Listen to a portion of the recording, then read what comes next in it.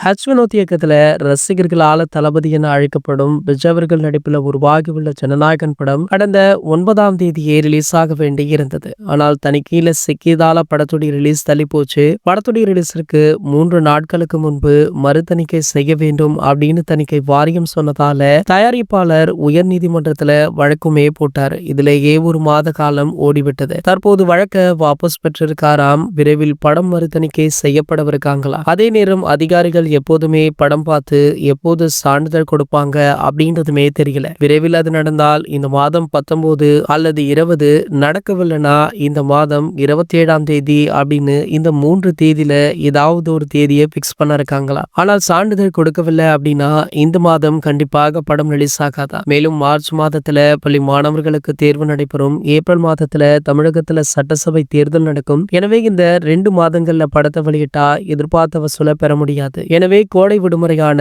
மே மாதத்துல தான் இந்த படம் ரிலீஸ் ஆக வாய்ப்பு இருக்கு அப்படின்னு தகவல் வைரல் ஆகிட்டு இருந்தது. ஆனால் தற்போது பாத்தீங்கன்னா இந்த படம் என்று மறு தணிக்கை குழுவால பார்க்கப்பட்டிருக்கா. சோ படமும் ஓகேவாகிவிட்டது. கூடிய விரைவிலேயே UBA சர்டிபிகேட் கொடுத்து விடுவாங்க அப்படின்ற நல்ல செய்தி வெளியாகி இருக்கு. இது போன்ற செய்திகளை பத்தி நீங்க உடனே தெரிஞ்சுக்க நம்மளுடைய சேனலை மறக்காம சப்ஸ்கிரைப் பண்ணிக்கோங்க.